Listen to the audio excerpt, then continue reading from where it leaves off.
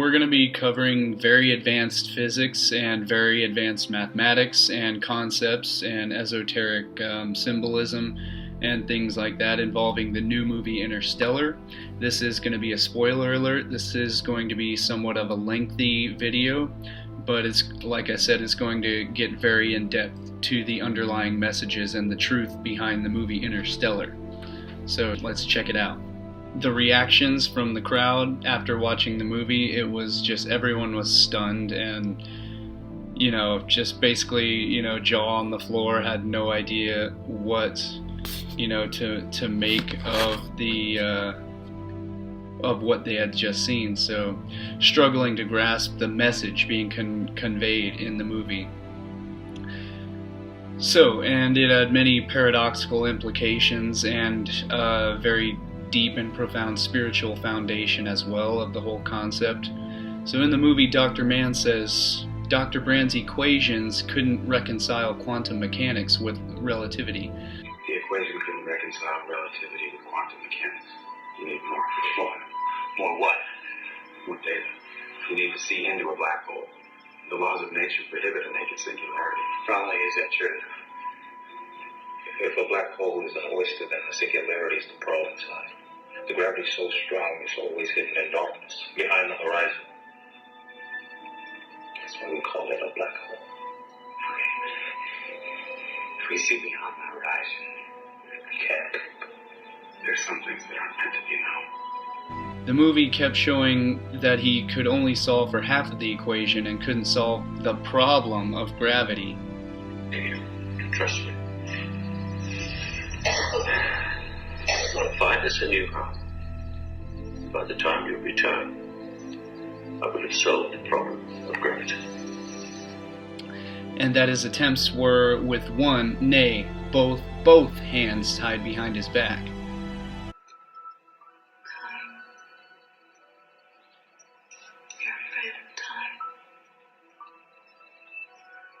For years we've been trying to solve the equation without changing the underlying assumption about time.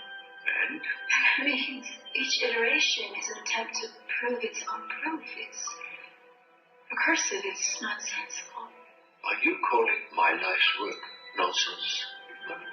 No, I'm saying that you've been trying to finish it with one arm, no, with both arms tied behind your back.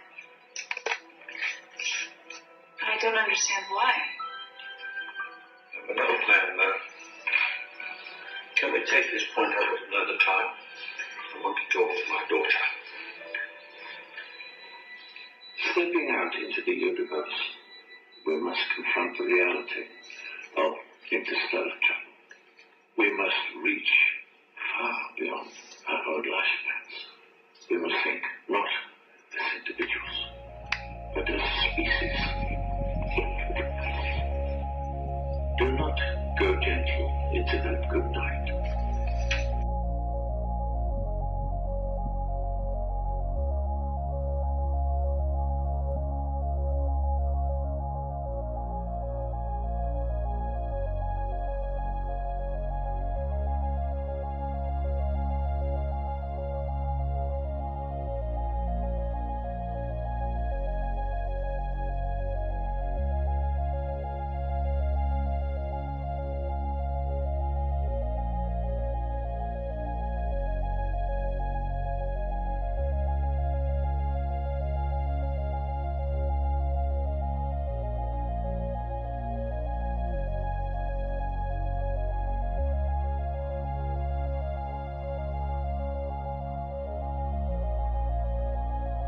The reason for this in reality is because their math isn't able to survive intact beyond the singularity.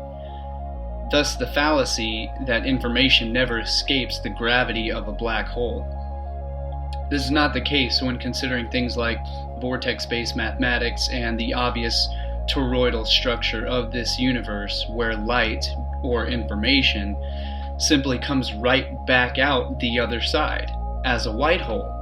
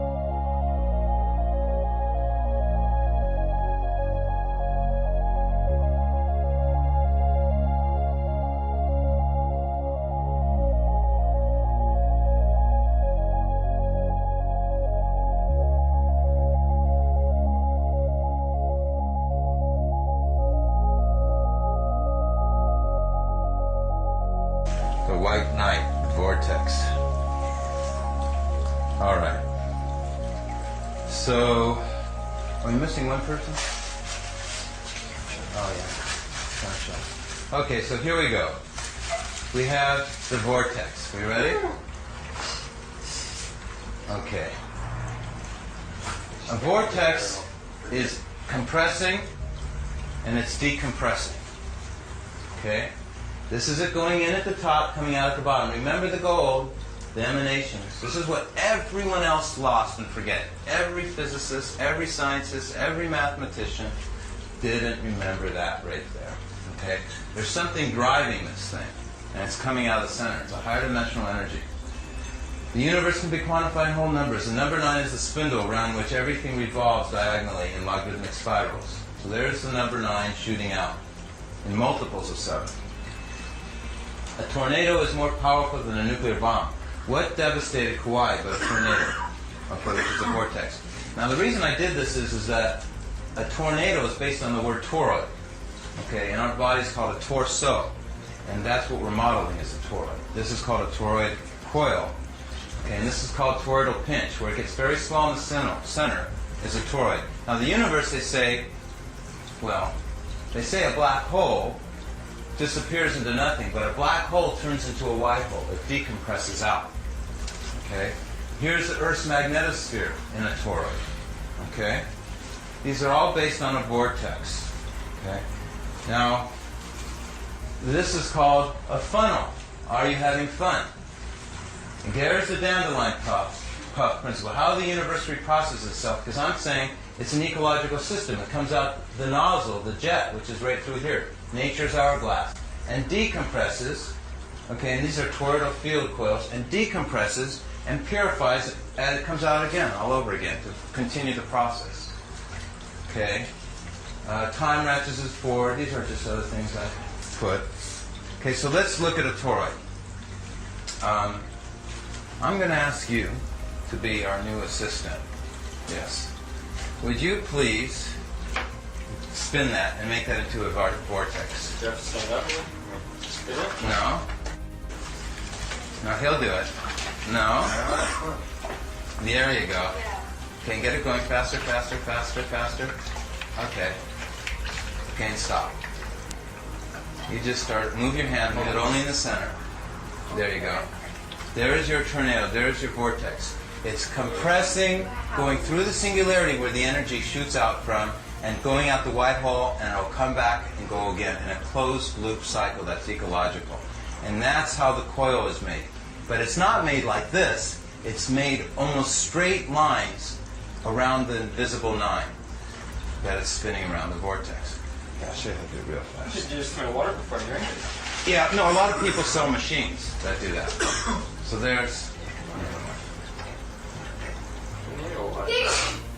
They do that. In fact, they make a machine that costs $40,000. They say it puts back the life energy into the water. You just gotta shake it up. I'm explaining a vortex and how it works. Now, the vortex is driven by the emanations coming out of the center. You can see it clearly in the pulsing of thirds. 1, 2, 3. The thirds intersect in a harmonic, a timing. It's like musical harmonics. And that's how I keep the electricity from having friction and having random collisions.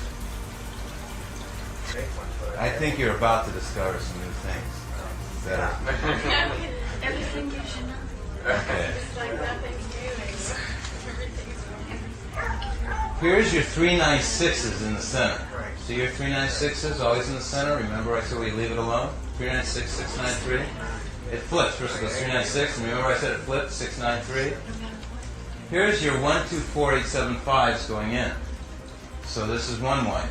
Here's the other winding going out. 1, 2, 4, 8, 7, 5. Oh, and then there's the space in between you were talking about. And if you put these both together, okay, you get this guy, which is the skin of the toroid. Because here you have doubling down, 1, 2, 4, 8, 7, 5. Here you have doubling up, 1, 2, 4, 8, 7, 5. There's your 396, 693. Okay. This and those two ingredients make this. In fact, everything you're seeing is all one and the same. The numbers never move. I'm just giving you zoom views, cross-section views. I'm giving you outer surface views. I just don't know things. But what I did was I superimposed, I interlaced the undercarriage, so then that you would have a matrix from which you can tile, from which you then can decorate your environment, so that you can then navigate and move about, and move around in it. Because that's what this whole thing is. It's a navigation map. It tells you how you go anywhere in the universe, go up and down, and know what's going on in the universe. It's the secret of the gyroscope. It's these numbers, this everything. The number 9 is the source of the gyroscope, and everything's spinning around 9.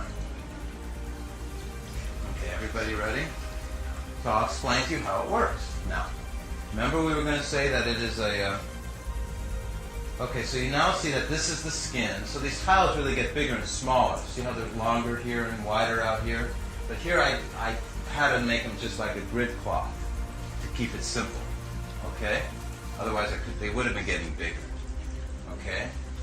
By the way, this cheesecloth is very important. Again, there's no horizontal or vertical line. It's all diagonals, like our symbol. That's why in relativity everything's a warp and curve. Remember I said time follows a logarithmic spiral of the doubling circuit? Everything's diagonal, not time on our third dimension, not a bullet shooting, not light. Nothing can be horizontal or vertical perfectly. Even a photon behind the eclipse of the sun was seen to curve. A photon coming from a distant star proving that relativity existed.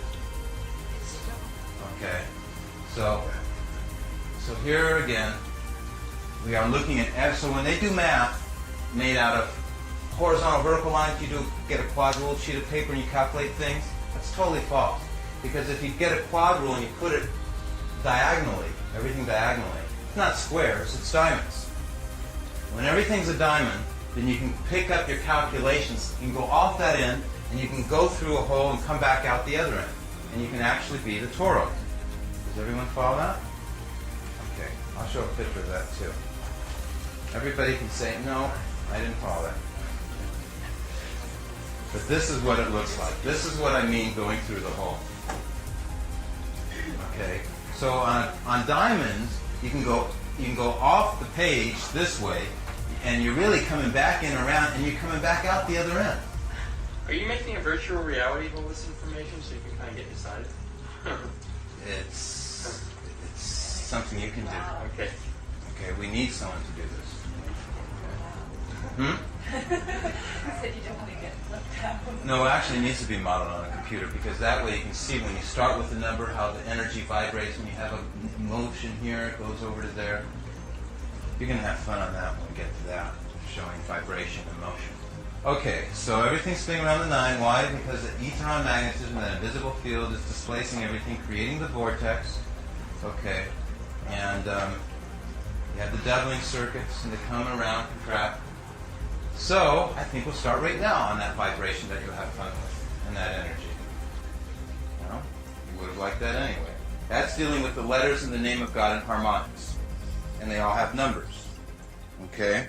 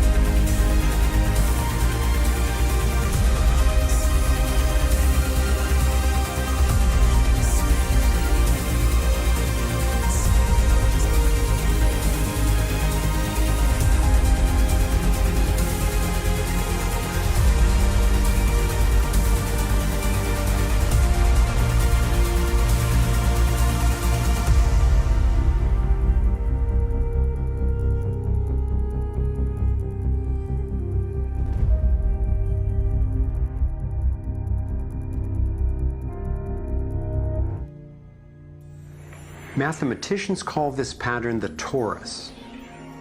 The energy in a torus flows in through one end, circulates around the center, and exits out the other side. It's balanced, self-regulating, and always whole. I was first officially introduced to the torus by scientist and inventor Arthur Young. Futurist Dwayne Elgin explains how the torus is the primary pattern that nature uses for life at every scale. Evolution means to unfold, to roll out. So the question is, what is the universe rolling out? And what the universe is rolling out is self-organizing systems, and you can see this at every scale. A self-organizing system is a technical term for just a system getting a hold of itself, knowing itself, essentially. And if we go to nature, we can look at and we can see these self-organizing forms throughout. We can see it in the cross-section of an orange, the cross-section of an apple. We can see it in the dynamic nature of a tornado. We can see it in the magnetic field around the Earth, a similar magnetic field around an individual. We can see it in the structure of an entire whirlpool galaxy. We can see it in the structure of a small atom.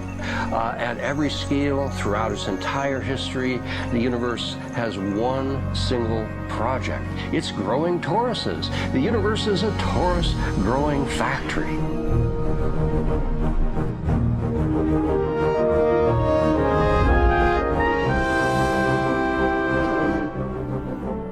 These toroidal dynamics are visible at various scales. One of them is at the galactic level, which are huge spinning structures with billions of stars in it. Looks like typically big arms of galaxies spinning around, and they have vortices that goes from the center out to the edge of the galactic halo that surrounds them. Stars move from this galactic disk out to the halo, down the vortices, and back out again. Stars like Arcturus, for instance, we know have done that path already. That's the appropriate description even for the atmosphere of our planet. The weather goes from the North Pole down to the equator and then back up, from the South Pole up to the equator and then back down. Even the dynamics on the surface of the sun are very similar. Of course, here we're looking at it from an external perspective on a small scale model. When you look at the solar system embedded in the galaxy, embedded in the cluster, embedded in the supercluster, we're traveling in this boundless sea of infinite torus flow.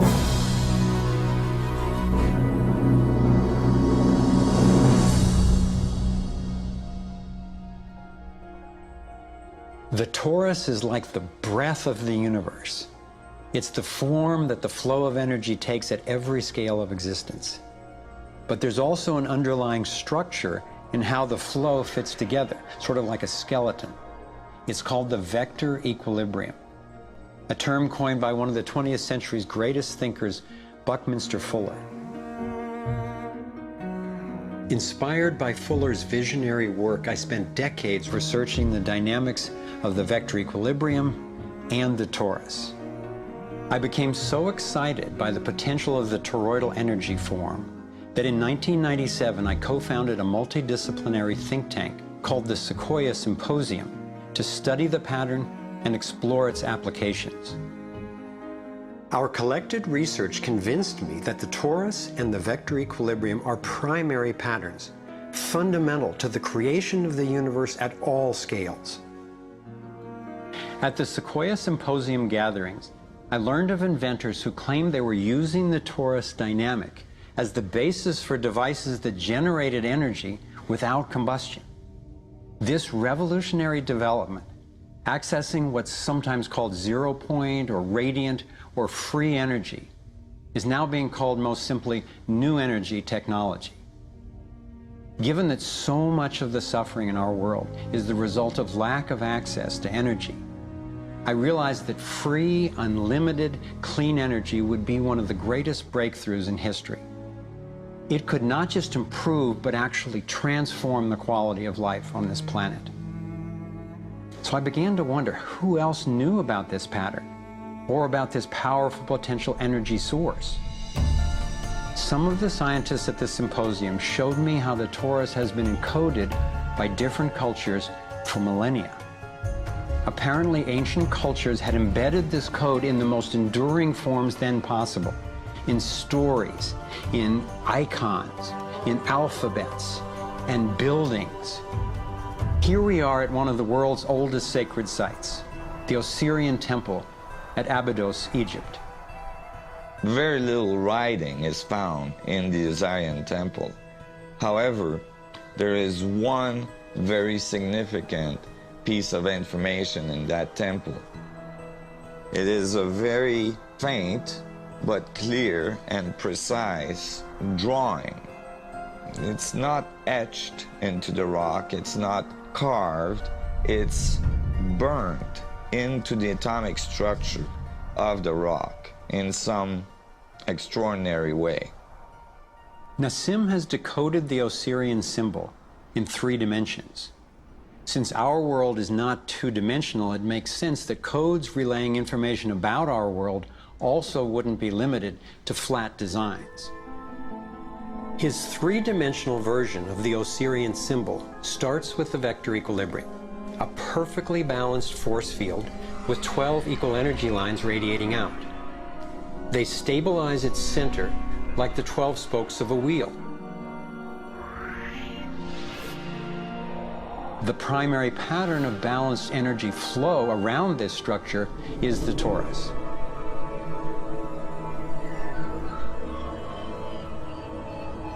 Here we expand to the next larger scale with a total of 64 pyramids called tetrahedra.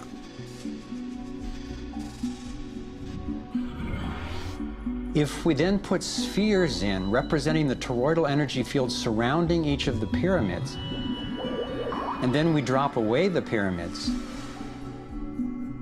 we end up with a matrix that is, amazingly, an exact overlay for the Osirian icon, a 3-dimensional model of the same pattern that was burned into the rock wall of the Egyptian temple thousands of years ago. Now we travel across continents, from Egypt to China, where the same geometry appears at another sacred site built in 1420. Then you go to the Forbidden City, where the sun gods reside, and where you find at the entrance the Fu dogs, the guardians of the knowledge. They guard the knowledge under their paw. The same geometry of 64 energy units is encoded again.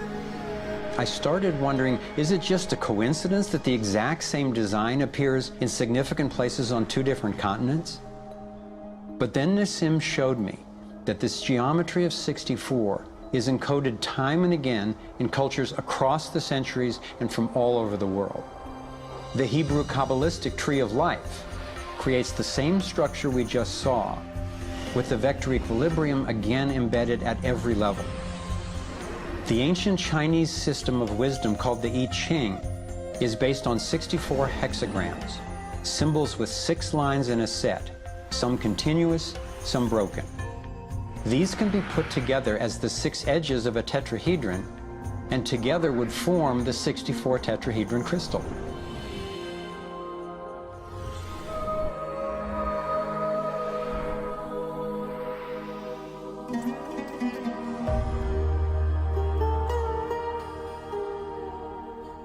This same pattern shows up in modern scientific research.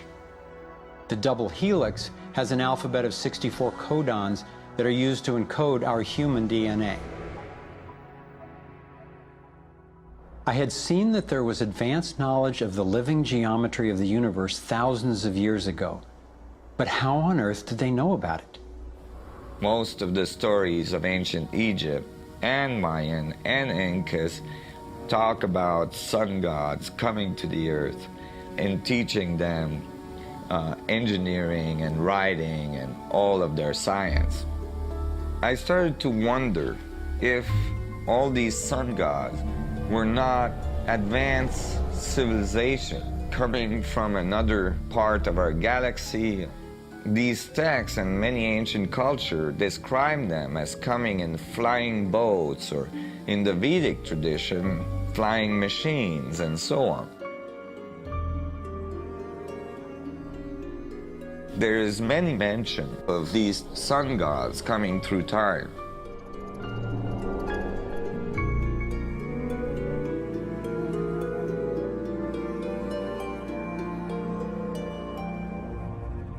Could these early pilots from beyond our world be the ones responsible for sharing the knowledge of this code?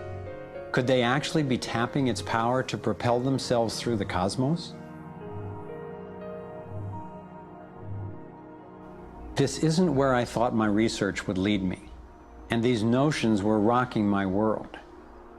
But Nassim has impressive evidence to back up his theories, and I could see no other rational way advanced math and physics concepts would have been recorded over 3,000 years ago.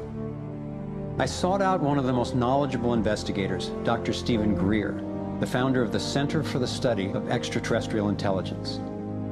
He's conducted hundreds of interviews with top-ranking government and military witnesses. And so when we talk about extraterrestrial intelligence, we're talking about civilizations that have reached the point of being sentient like we are, but whose technologies and perhaps social capabilities are such that they've been able to become interstellar or interplanetary civilizations. And when you look at the fact that the most conservative estimates are in the Milky Way galaxy that there are at least 10,000 Earth-like planets that have intelligent life on them, and that at least half of them are likely to be as advanced or more than ours. It's almost a certainty that there's intelligent life out there that have mastered the laws of the universe beyond what's currently taught at MIT and Caltech, to be able to transfer through space-time in real time through vast distances of interstellar space. We have over 4,000 cases where these objects have landed on terra firma and left physical evidence. We have over 3,500 pilot cases. We have hundreds of cases, including ones from the highest ranking investigator at the FAA, John Callahan, and numerous other operators where these objects have been tracked on radar going tens of thousands of miles per hour or dematerializing and then reappearing in another point in the sky. Yes, there have been ET visitation, there have been crashed craft, there have been material and bodies recovered. We have contact with aliens not originating from some foreign country, but from some other solar system. And I have been a party to that. There were documents that I have seen that refer to the Roosevelt having several instances of UFO flyovers, and particularly after they took on board nuclear weapons. And my SEAL told me, Jordan, this, what have you got in your log? This never happened. The crew going on duty and the crew coming off duty all saw the UFO just hovering in midair. It was a metallic, circular object, and from what I understand, the missiles were all shut down. That means that went dead, and something turned those missiles off. Now, remember, all this stuff is flying at several thousand miles an hour. So this thing fires a beam of light at the warhead, hits it, and then this thing flies up like this. Meanwhile, we're all going like this, fires another beam of light, goes around like this, we're going like this, fires another beam of light, goes down like this, fires another beam of light, and then flies out the way it came in. And the warhead tumbles out of space. The feeling at the time was that it must have been extraterrestrial. They took the film and they spooled off the part that had the UFO on it, and they took a pair of scissors and cut it off. They put that on a separate reel, they put it in their briefcase, they handed Major Mansman back the rest of the film and said, here, I don't need to remind you, Major Mansman, of the severity of a security breach. We'll consider this incident closed. But who do you tell that you were involved in a UFO incident without them looking at you like you ain't wrapped too tight.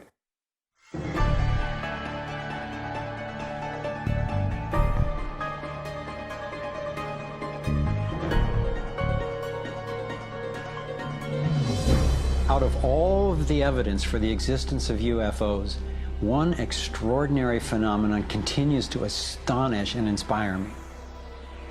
The appearance throughout the world of so-called crop circles. These elaborate designs appear mysteriously swirled into crops of grain in such a way that the stalks are bent over, yet remain alive. More than 5,000 of these patterns have appeared in over 30 countries, most of them in England. The media has led many people, including me at first, to write these crop patterns off as hoaxes, the nighttime work of a few pranksters.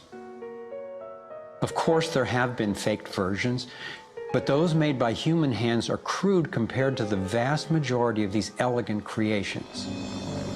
Could hoaxers have created all 5,000 of these patterns? Could a few people with ropes and boards have created something as complex and beautiful as this one, made in the dead of night in a driving rain and leaving no footprints in the soil? The electromagnetic field over the area where the crop's been laid down to create the image is often electrostatically charged. Some of these areas are littered with strange magnetic particles. One of the most amazing crop designs is not a circle, but a rectangle that seems to be a direct response to a message sent out into space in 1974.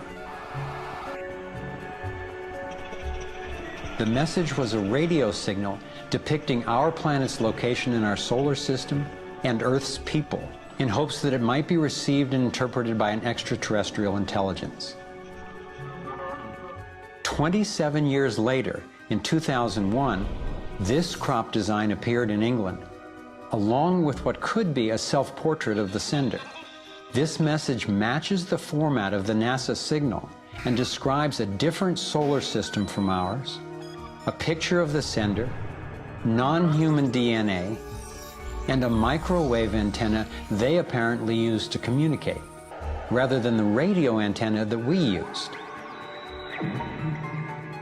The antenna symbol had appeared a year earlier in exactly the same field, right next to a working radio wave antenna, like the one NASA used to send out the original signal. NASA continues to officially deny extraterrestrial contact of any kind. And yet, year after year, these spectacular creations appear.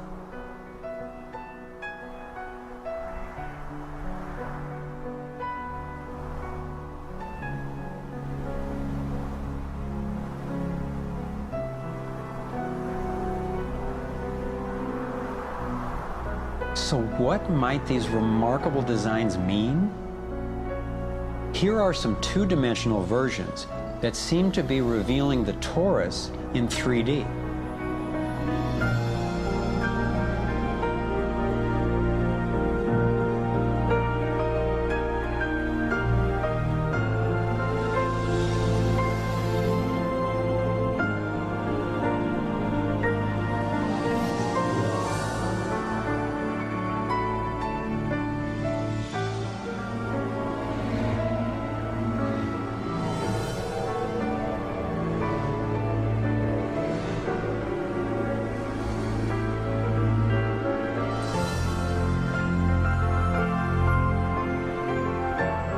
And here is the vector equilibrium.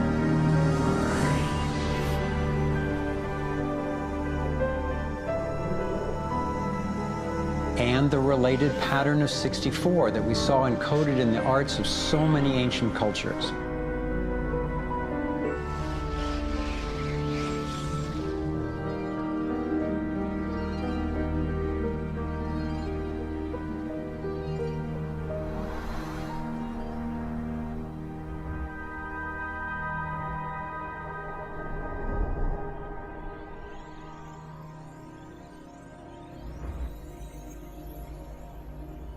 When I saw the coherence between the crop circles and the ancient encodings, I thought regardless of whoever created them and wherever they're from, there must be an important purpose to these designs. They're so coherent. I've come to believe that the pattern of the torus and the vector equilibrium, especially in the form of the 64 tetrahedron crystal, is showing us how energy works in the universe so that we can learn to align with it. I believe that they're giving us a model for accessing energy in a clean, safe, and limitless way, and a new means of propulsion. What more important message could there be to get to us, and especially now, from their perspective, as we're beginning to extend our careless reach beyond our planet? I got further confirmation of this notion when I met Dr. Jack Kasher, a former professor of physics at the University of Nebraska, who has also researched UFO phenomena. Presenting at a Sequoia symposium, Dr. Kasher showed a remarkable series of drawings by a woman named Lane Andrews, who claimed to have been invited onto an extraterrestrial spacecraft. I was startled to see her detailed sketches of the toroidal energy field that she said propelled the vehicle and protected the passengers. I subsequently interviewed James Gilliland. James has many hours of UFO footage from his ranch near Mount Adams in Washington state. He also claimed to have gone on board an alien spacecraft. What blew my mind was that he had never met Lane Andrews and had no knowledge of her experience, yet he described a phenomenon that was amazingly similar: numerous ships with spinning rings of light. Could it simply be coincidental that James and Lane described the same torus dynamic, and that both of these people have been harassed extensively by government and military agencies? To some, the idea of UFOs may sound crazy, and yet from another perspective, it is completely plausible. The Earth is about 4.5 billion years old. That's 4,500 million years old. What if there's another planet that's almost exactly like us? Almost exactly. 4,501 million years old. They're a million years ahead of us. And on a galactic scale, they're almost our twin brothers. So where are we going to be in a million years? We'll have solved all these problems, and there's another way, whether it's wormholes or warping space. There's got to be a way to generate energy so that you can pull it out of the vacuum. And the fact that they're here shows us that they found a way. This is a major shock to the human system that is in process. I understand why people in our generation, people who aspire to positions of political leadership, etc., never dare go near that question, because it's a worldview challenge. It's a fundamental worldview challenge. So here we are, a relatively immature species struggling with possible self-destruction. If aligning with the torus does hold the key to a new form of clean, safe energy access, imagine the implications. This could be the most important technology breakthrough of our times. So who wouldn't want to have an energy source that's unlimited and freely available? That turned out to be a key question, and that's what led me down the next rabbit hole.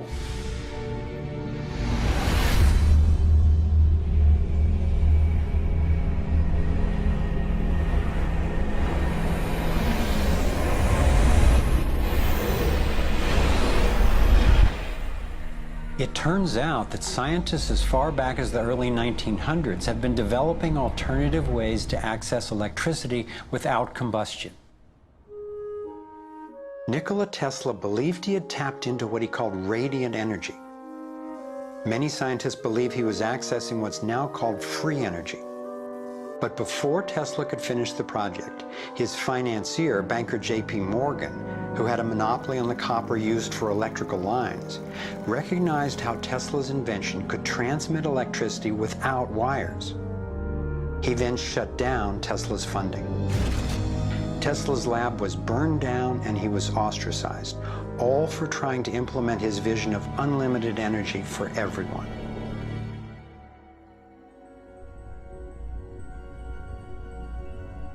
A modern-day inventor, Adam Trombley, was inspired by Tesla's work and by the possibilities of the torus. Trombley built a dynamo, a direct current generator that accessed electrical power right out of the air. We were trying to demonstrate that by mimicking the magnetic field of a planet and rotating this device, we could actually create a dynamo that would work. And in fact, it did work, and it does work. So when we contemplate nature, when we contemplate Jupiter, or we contemplate a dynamo like the Earth rotating in space, we're basically talking about a magnet which is rotating in space. And the lines of flux of the magnet are pouring down and through in this toroidal pattern of the magnetic field. It's also expanding and contracting. It's breathing. It's taking in the energy of space literally and transforming it. Right here in this toroid, we have enough energy to transform the entire Earth. And that's not just a theoretical statement, it's literally true. To contemplate the implications of this means that every single place on Earth suddenly has power. Every single person on Earth suddenly has power. We have universal abundance. Trombley had been invited to demonstrate one of his generators at the United Nations and the US Senate. But these events were undermined by the first Bush administration. Then the device itself was taken in a government raid. Trombley's experience isn't unique. Almost every time I found an inventor with a promising new technology in the field of free energy, he told a similar story of suppression. Inventor John Bedini began working with Tesla's theories of radiant energy decades ago and has produced an assortment of battery charging devices that generate more energy than it takes to run them. He announced that he was going to start offering them at low cost. Soon after that, he was attacked in his lab and warned not to produce the devices. For his own safety, he had to let go of marketing free energy. These are all devices from labs I personally visited.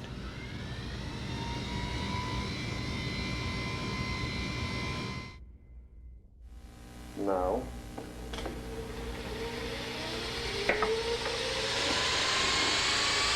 Now, the quality of this footage is obviously poor, and I'm not expecting this to convince you.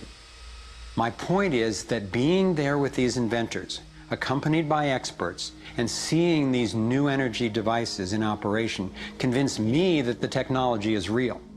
And the implications of that to me are absolutely thrilling. Canadian John Hutchison not only created some free energy batteries, but also used Tesla's theories to counter gravity, to make objects float. This could revolutionize the field of propulsion. His lab was raided and equipment was taken by police and government officials in 1978, 1989, and again in 2000. One of the scientists we were going to interview for this film was Dr. Eugene Malov, an engineer from MIT and Harvard, and editor of Infinite Energy magazine, which covers both theoretical and technological developments in the new energy field.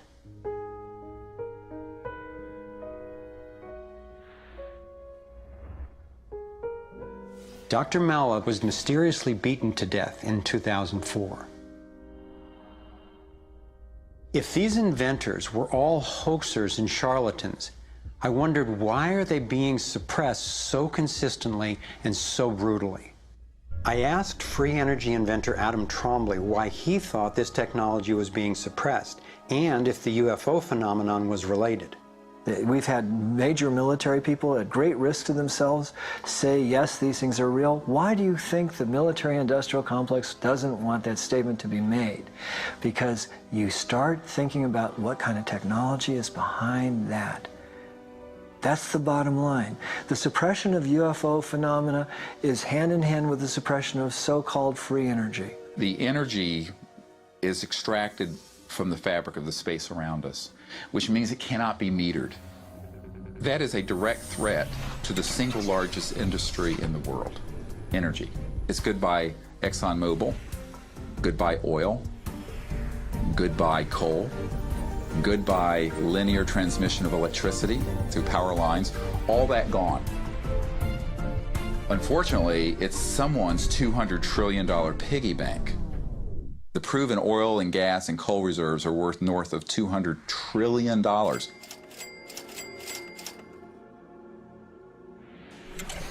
This information coming out would completely change geopolitical power more than anything since, well, in recorded human history. And it would happen in a generation. I started to examine the breakthrough solutions, and much to my surprise, these concepts have been proven in hundreds of laboratories throughout the world, and yet they have not really seen the light of day. Rather than smashing things together and trying to control the explosion, these new technologies rely on blending, of dancing with what naturally is. The common denominator of all the free energy devices I've seen is that they mimic in one way or another the torus energy shape. You don't have to believe in free energy technology to be concerned about the repression of ideas and inventions. I found myself thinking, what better way to justify our dependence on oil, coal, nuclear, and other dangerous and dirty technologies than to claim there are no better, cheaper alternatives? It was my beloved wife and creative partner, Kimberly, who kept bringing me back to the human implications of my scientific research. For me, as intriguing as the torus and ETs and free energy are, the most compelling question was, would understanding these things really help alleviate human suffering in any way? And it turns out it can. So much of the pain on the planet has to do with the lack of access to energy. Can you stay warm? Can you get food and water? Can you get hospital care? All that has to do with energy access. If there is a fundamental pattern, which makes sense to me that evolution would be efficient in that way, and we can align with that pattern to create new technologies that will solve these problems, then it's worth it to me to open my mind to these socially taboo subjects. If the new energy technologies were to be set free worldwide, the change would be profound. It would affect everybody.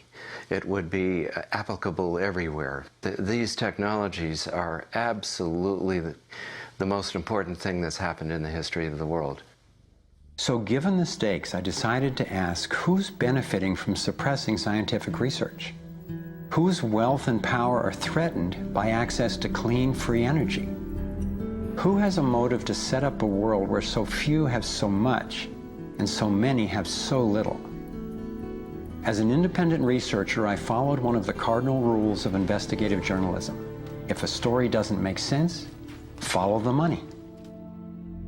And this model solves for the grand unified field theory and does reconcile quantum mechanics with the other forces of physics. I want to talk about Nassim Harameyn's recent paper on the Schwarzschild proton, which was not only accepted but chosen by a panel of 11 peer reviewers at the University of Liège in Belgium to win the prestigious Best Paper Award in the field of physics, quantum mechanics, relativity, field theory, and gravitation. This significant paper marks a new paradigm in the world of quantum theory, as it describes the nuclei of an atom as a mini black hole, where protons are attracted to each other by gravitation rather than some mysterious, undefined, strong force. This radical new view of the quantum world produces a unification of the forces and appropriately predicts measured values for the nucleons of atoms. It begins with the quantum vacuum density, which is a measured 5.16 times 10 to the 93rd grams per cubic centimeter. Then we calculate how much vacuum energy would exist inside of a proton, which has a radius of 1.32 femtometers, multiplied by 4/3 pi r cubed to get the volume. A density is mass per unit volume, so if you multiply a density by a volume, the v's cancel to give the amount of mass that would be contained within a proton volume, which is 4.98 times 10 to the 55th grams, which also happens to be the mass of the entire universe, existing inside each and every proton. Nassim also believes that this is evidence of an ultimate entanglement of all protons, which he mentions briefly in his paper. Just think of every single proton inside every single atom in your body connected through the vacuum to every other proton in the universe. We then calculate what proportion of the total vacuum energy density available in a proton volume is necessary for the nucleon to obey the Schwarzschild condition for a black hole, where the radius of our black hole is now 1.32 femtometers, the radius of a proton, and we solve for m.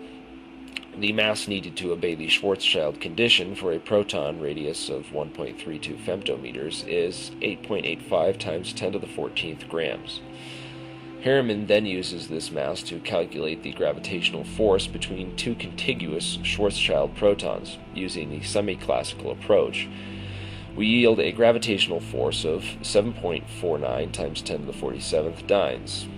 If we then calculate the relativistic velocity of two Schwarzschild protons orbiting each other with their centers separated by 1 proton diameter, we get 2.99 times 10 to the 10th, which is also equal to the speed of light. This essentially means that the protons inside of a nucleus can be thought of as black holes orbiting each other at the speed of light.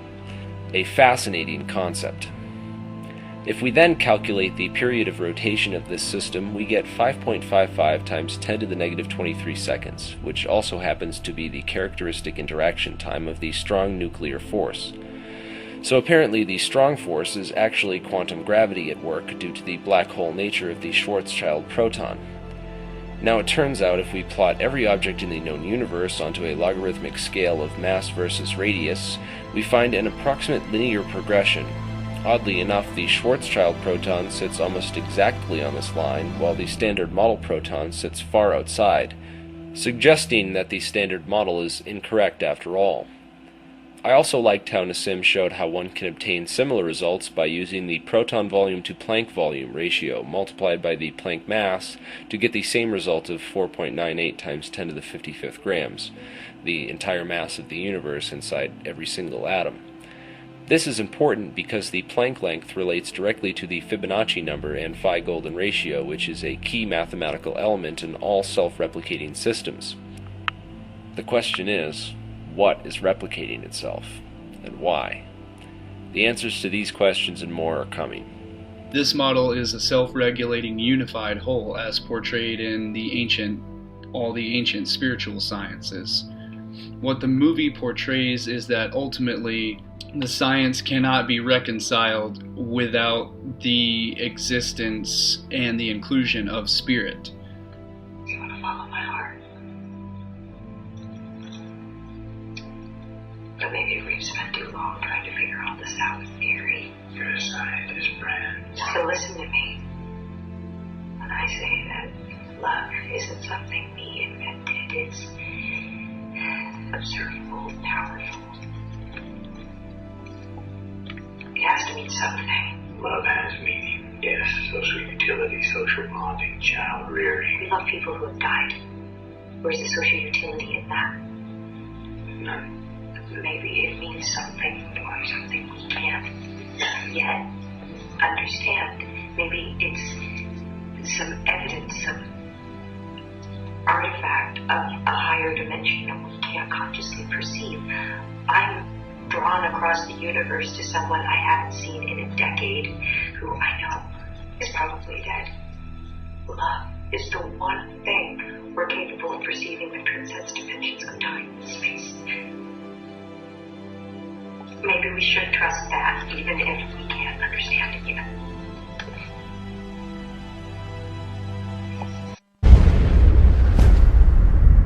Have you ever had a dream, Neo, that you were so sure was real? What if you were unable to wake from that dream? How would you know the difference between the dream world and the real world? This can be what? Be real? Living, feeling, being in love. Love you, Jody. Growing old. Love you. So many things I still have to do.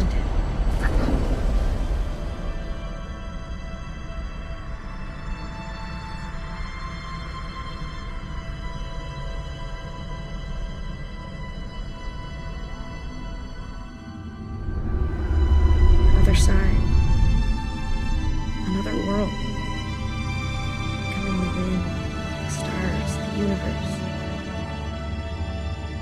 Being with Aiden and those I've loved forever.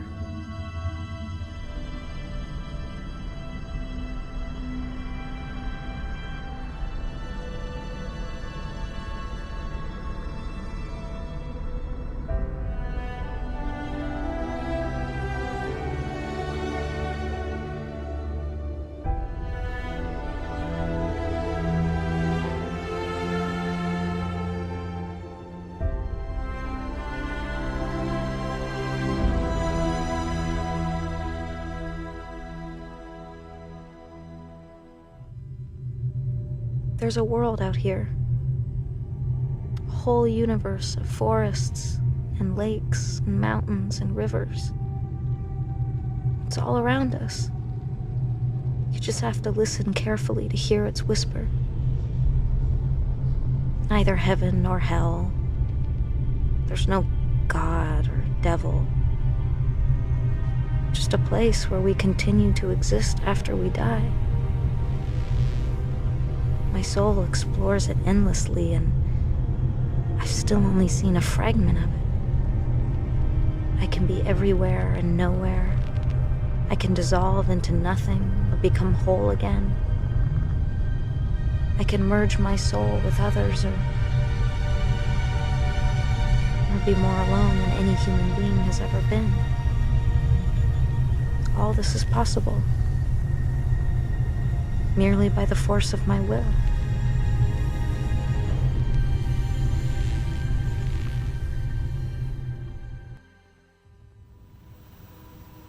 I continue to look through to your world. I watch over those I love. I'd like them to know I'm there, that I'm okay. To hold them in my arms one more time. Tell them how much I miss them. But I have to settle for being close by. Invisible. Transparent. No more than a fading memory.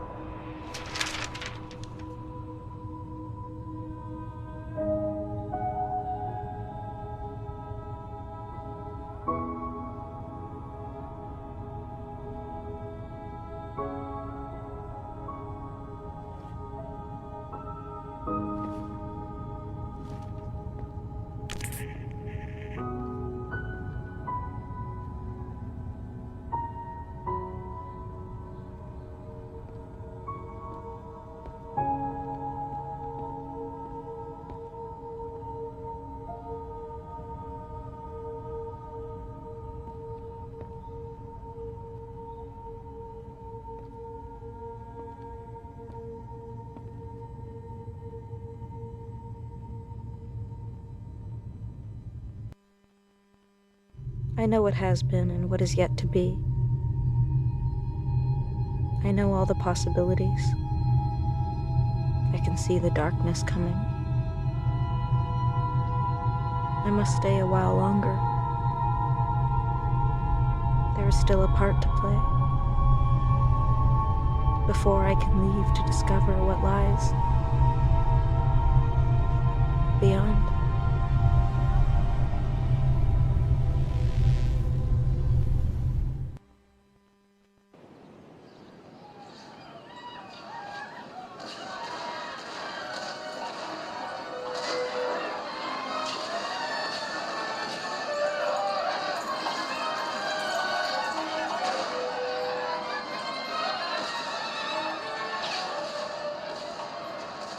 Sometimes, I could spend hours staring into space, watching the images as they go by.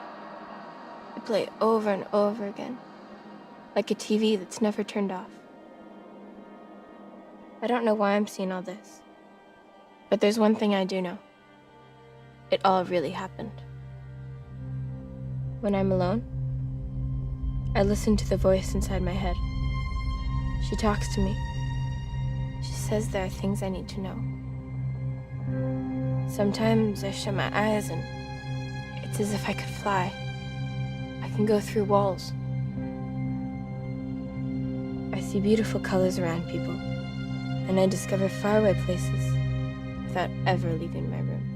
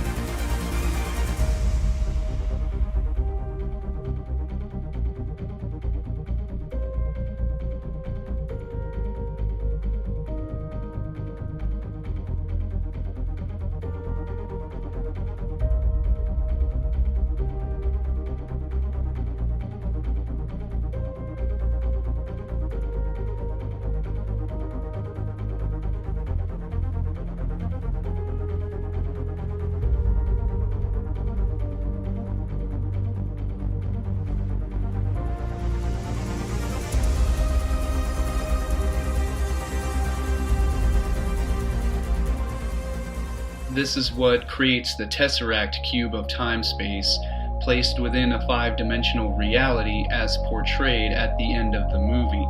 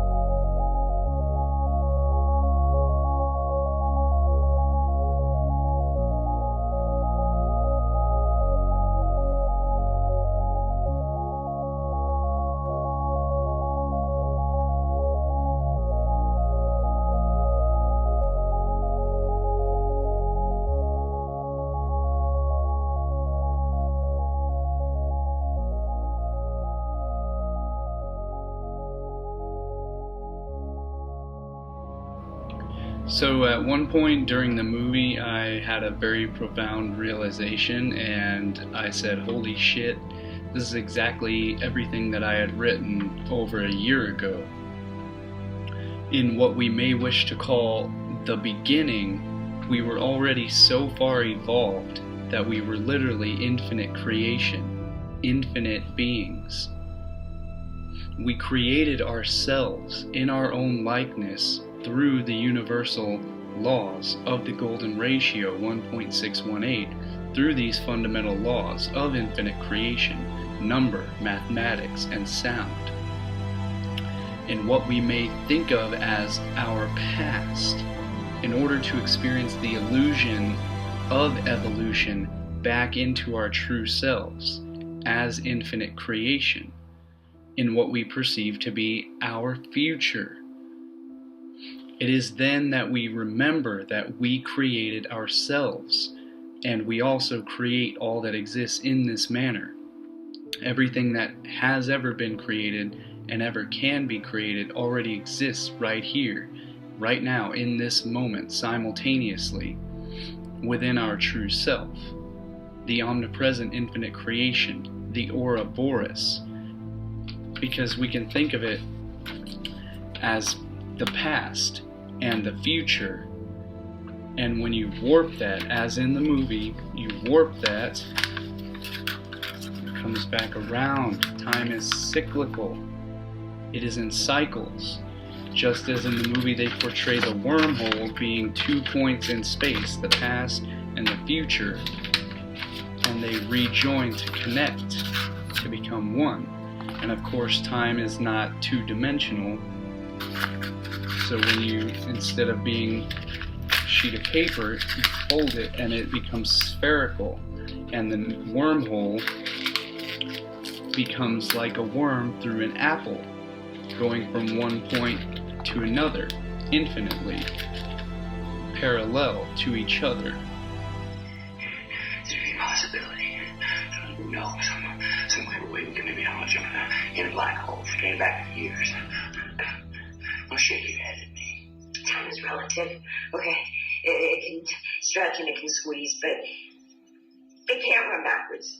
It just can't. The only thing that can move across dimensions like time is gravity.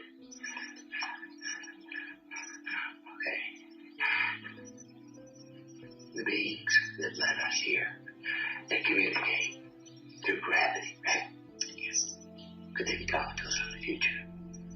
Maybe. Okay. If they can. They are beings of 5 dimensions. Right? That time might be another physical dimension. To them, the past might be a canyon that they can climb into, and the future, a mountain they can climb up, but to us, it's not, okay? Cooper, I screwed up. I'm sorry. But you know about relativity.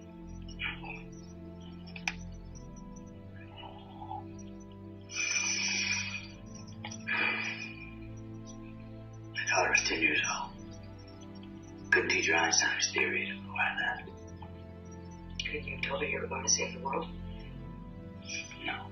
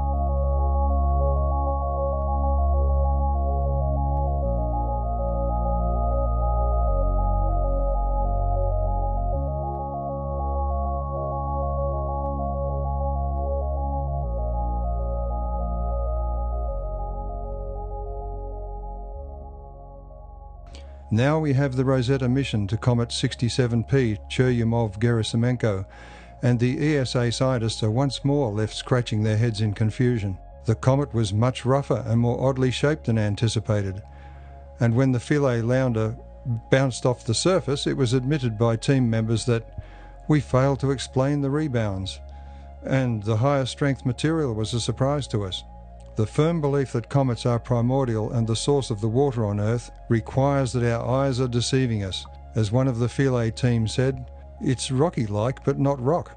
Such is the selective blindness induced by prior beliefs. There is an opportunity for the Rosetta mission to fulfill a far greater purpose than merely establish a myth of planet formation, because if Comet 67P is a rock, it is telling us two fundamentally important things. First, it tells us that our belief that comets formed the planets is wrong, and that the reverse is true, the planets formed the comets, because rocks and clay, also found by the Stardust mission in comet dust, require planetary processes in their formation. And second, the low density of the comet, measured by its gravity, tells us that we don't understand gravity or the structure of comets, or possibly both. The electric universe model has comets born of planets by electrical discharge, which overwhelms gravity by many orders of magnitude. And in a simple garage experiment, it was found that the discharge melted hematite powder used to mimic the red dust found on Mars, and formed spheres like those found in abundance in the Martian soil. Significantly, some spheres were found to be hollow, and some joined in pairs to form a dumbbell shape with a narrow neck. So Comet 67P may be hollow to some degree, which isn't possible according to the standard model.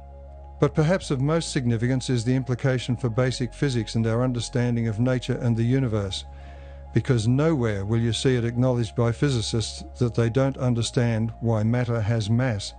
In fact, the confusion extends to textbooks and encyclopedias, where the words mass and matter are used interchangeably. Wikipedia is explicit, and I quote, "Mass describes the amount of matter in an object," end of quote. But one of the key messages from the equation everyone knows but no one understands, E equals mc squared, is that mass is a property of matter and that therefore it is an energetic variable. I should mention that no physicist can define energy in terms of the nature of matter. You will read of its classifications, conversion from one form to another, and its conservation, but its physical nature in matter is a mystery. Our fundamental ignorance is complete and exposed in this simple equation. So the mass of the comet cannot tell us how much matter it contains. If it looks like rock, it is safest to assume that it is rock. We have had plenty of forewarning after visiting a large number of comets and asteroids and finding it difficult to distinguish between them by their appearances. Yet we believe asteroids are rocky and comets are not. It's become a modern myth. This is shocking news. We can't therefore say what stars and planets are made from. Modern cosmology is revealed as another mythology dealt to us by a new age of astronomer priests. Rosetta is sending scientists a stark message. When astrophysicists use mass in their equations, they don't know what they're talking about. That's why we have the Big Bang, black holes, dark matter, dark energy, and weird neutron stars. And looking for the origin of particle mass via a hypothetical Higgs boson is futile and a colossal waste of resources. Both particle physics and cosmology are a theory-laden, computer-generated fantasy land. Each discipline has led the other on in their wild speculations. We have wasted a century on both of them. So it remains to be seen if Homo sapiens ignoramus can decode what Comet 67P, this modern Rosetta Stone in space, has to tell us.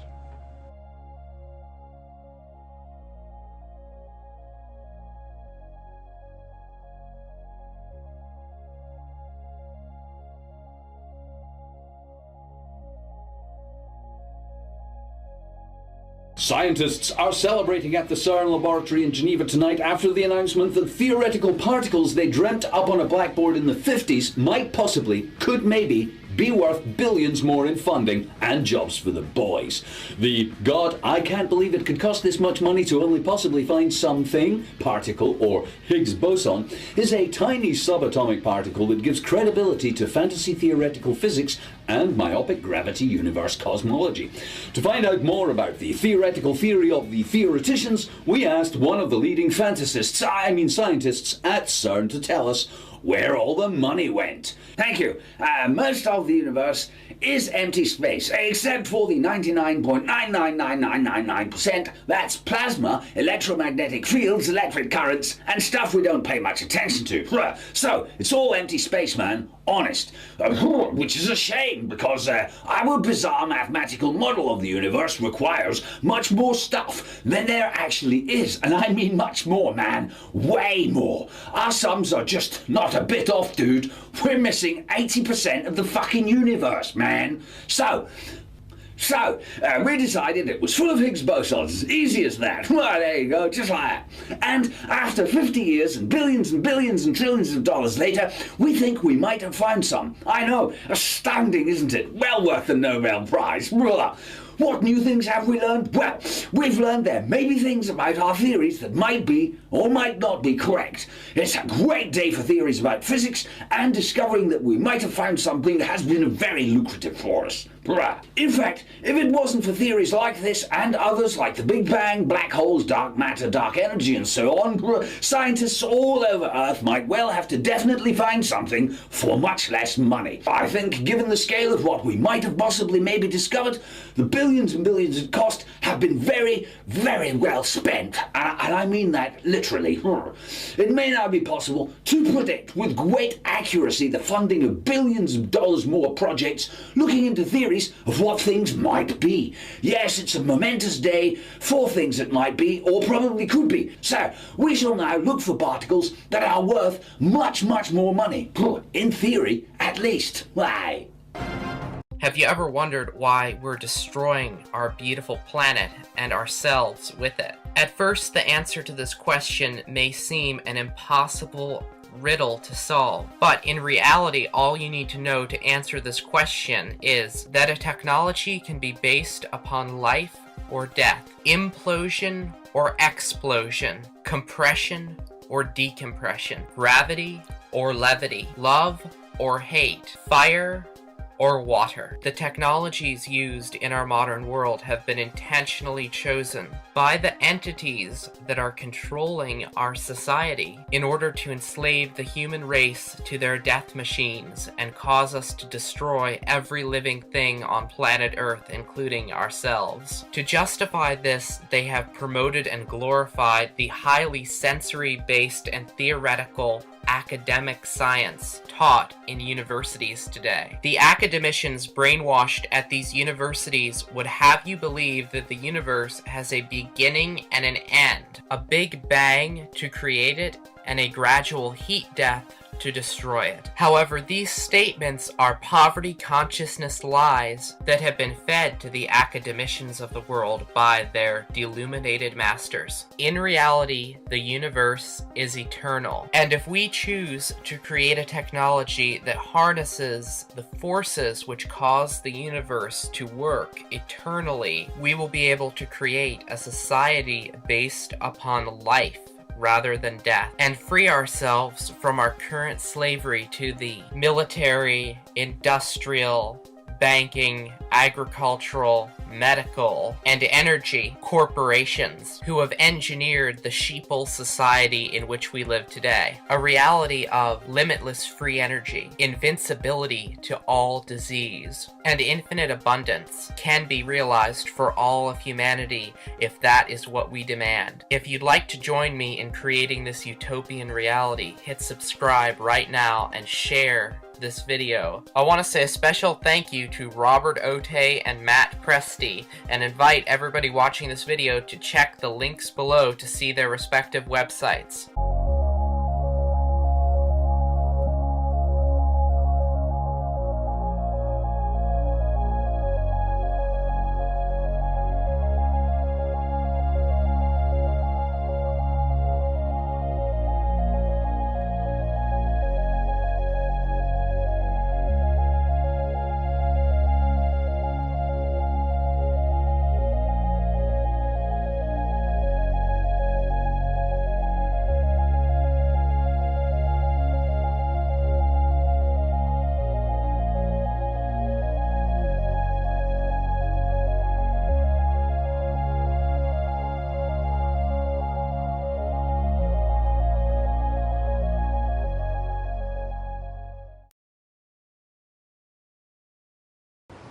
whoop. Oh. We are so far evolved that in the same way we create artificial realities in virtual computer simulations, so too is our physical reality just a larger scale computer simulation, a holographic or self-similar universe created by our further evolved self, as explained in the movie, where we created the wormhole to allow our own interstellar travel through that wormhole and thus access to the information from our future evolved selves, and then to feed it back through the closed loop cycle of the black hole back into the third dimensional physical construct, the matrix of reality. Is this? Out there, Saturn. A disturbance of space-time. There one appeared 48 years ago, and it leads to where? Another galaxy. No one knows not naturally occurring phenomenon. Someone placed it there. They. Whoever they are, they appear to be looking out for us. That wormhole lets us travel to other stars. Give vortex we needed it. They've put potentially habitable worlds right within our reach. And once that information circuit is completed and the information is obtained from the singularity and fed back through the black hole, they close the Tesseract, where we then find Cooper floating in space outside of the orbit of Saturn.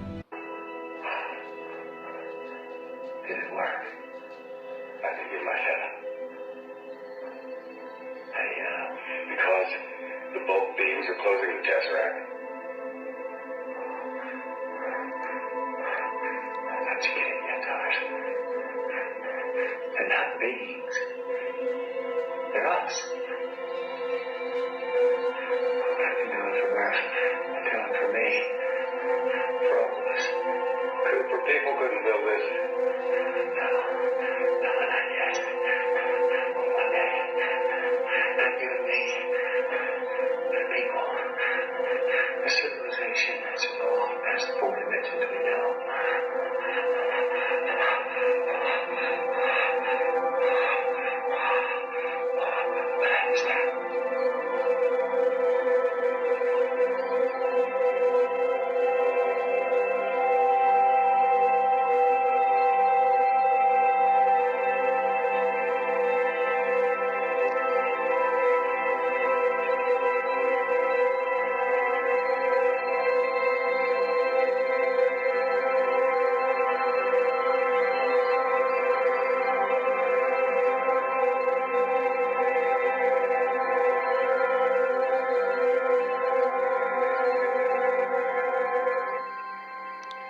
Closing the Tesseract.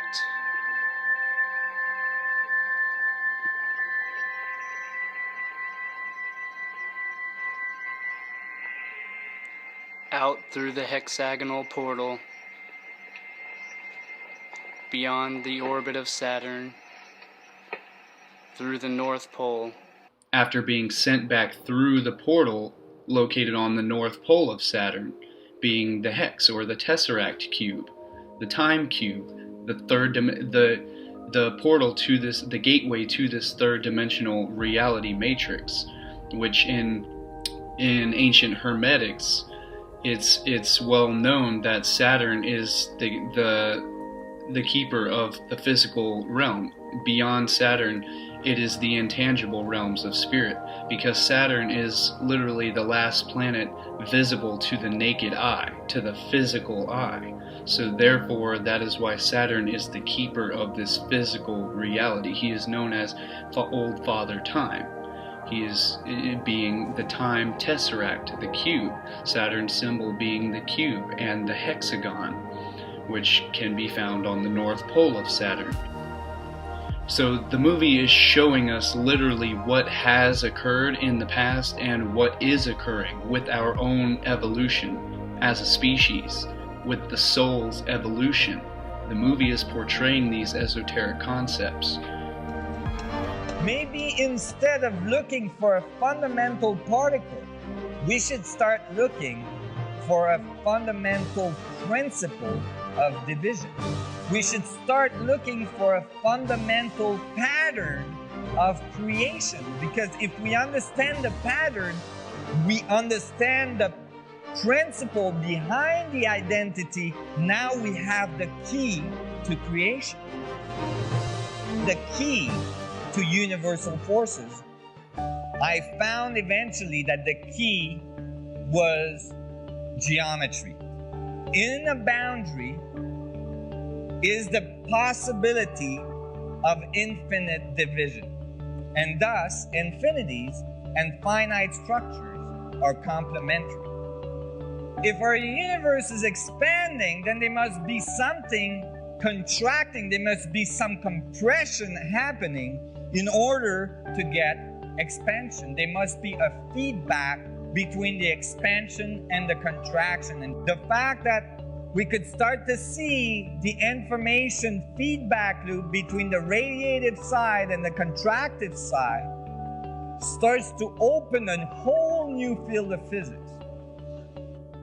So basically, Einstein said, gravity is the result of space-time curving like the surface of a trampoline. What we say in this paper, yes, and when space-time curve, it doesn't just curve, but it curls, just like water going down the drain, and that generates spin. And that's the source of the spin of all things. Now, when you look in nature, you can see these dynamics. Taking these principles and applying them to yourself, you could start to visualize, you could start to imagine, you could start to experience that maybe within the confine of the finite structure that you're in is the potential of infinite division, the potential of infinite amount of information. You're transferring that information through your boundary to the infinite of the universe within yourself. Everything we see in the universe is just division of that energy density of the vacuum in various scales. The biological resolution is the link between the large and the small. You are the event horizon. Instead of seeing yourself as an insignificant little dot that means nothing to the universe, you start to see yourself as the center of creation. Everyone else is the center of their universe as well. And thus, we are all equal and we're all one. Now the scene where Dr. Mann is essentially trying to kill the entire crew in order to preserve his own existence can be likened to a global scale for our species and where we find ourselves right now. And we can liken it to when a person is drowning and a lifeguard goes out to save that drowning person, and the person drowning is struggling to preserve their own survival to such an extreme extent that they will even kill the person who is trying to save their own life in the process. Do you see your children? It's okay. They're right there with you. Did Rebecca tell you that poem before you left? Do you remember? You don't feel gentle except at midnight. Old age should burn and reign the close of day. Rage is the dying of life. And so the lifeguard will have to knock that person out in order to save their own ass, because of the person who is clinging and grasping and struggling for their own life to such an extent that we can liken this to to our species at this point in time right now, is that there are certain ones of us on the planet who, due to our own lack of understanding of our own eternal nature of spirit, our own eternal connection to spirit, through the lack of understanding of that, there is a group of people, a very select few group of people, who are literally taking the rest of humanity down with them, because they are desperately grasping and clinging for their own survival. So they are struggling and taking the rest of humanity down with them due to their own lack of acceptance of their own demise, and the fact that we have an eternal soul, an eternal spirit that transcends this physical reality, that transcends this physical body, this vessel that contains the spirit, that contains the consciousness within it, and is literally just a habitat suit it's an interface in order to traverse this experience, and in order to touch, to feel, to taste, to smell, to take in all this observant information and to relay it back to the eternal spirit, to the eternal source. So we are literally the probe being sent into this reality in order for that reality to experience itself directly from the inside. Somehow, part of the package of being a living, thinking being is that you get a universe inside of you. You know, you get a galaxy-sized object inside you that you can access. And there are the mountains, the rivers, the jungles, the dynastic families, the ruins, the planets, the works of art, the poetry, the sciences, the magics of millions upon millions upon millions of worlds. And this is apparently who we each are. We're a little bit of eternity sticking into three-dimensional space, and for some reason occupying time in a monkey body. But when you turn your eyes then inward, you discover the birthright, the existential facts out of which this particular existence emerged.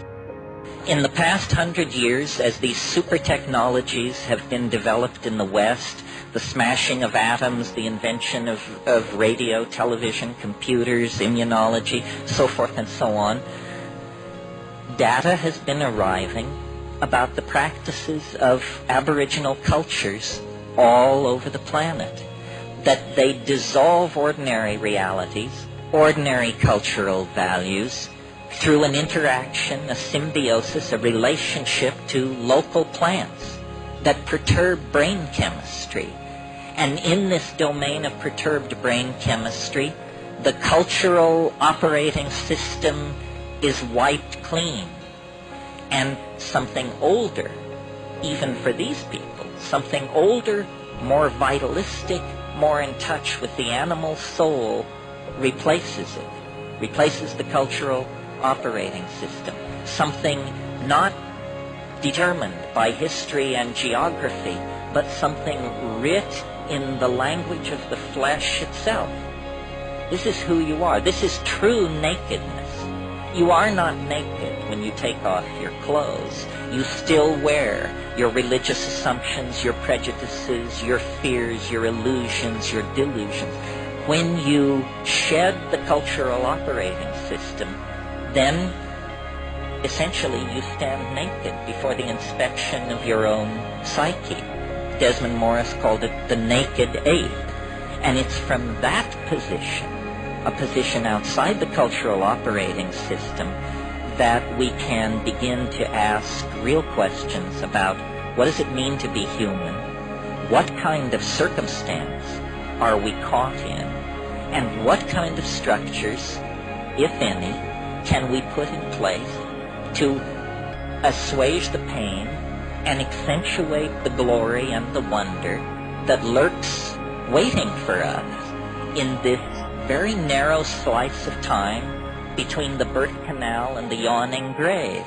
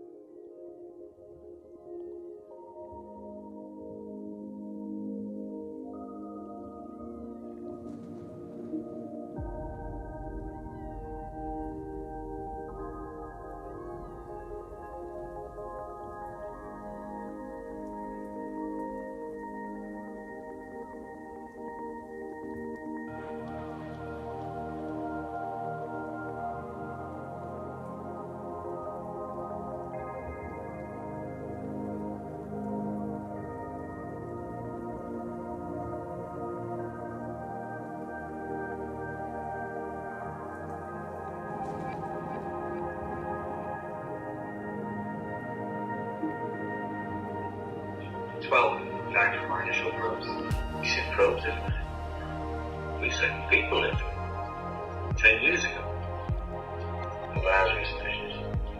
You sent people out there looking for a new home. The Lazarus missions. Sounds cheerful. Lazarus came back from the dead. Sure, we had to die in the first place. And for those of us that know our mythology and the correlations, the story of Lazarus from the Bible comes from the more ancient story. It's just a repetition of the older story from Egypt of Osir, who was Osiris. So Lazarus is El Osiris.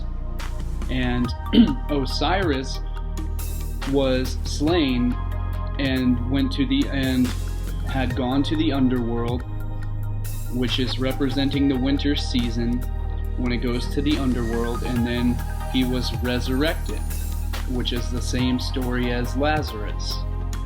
12 possible worlds, 12 Ranger launches carrying the bravest humans ever to live. Okay, so in the movie they send 12 people representing the 12 disciples, and as well as the 12, which are the 12 houses of the zodiac, who follow the sun through the cycles of the year. So they send the 12 disciples through the black hole, and which was called the Lazarus mission,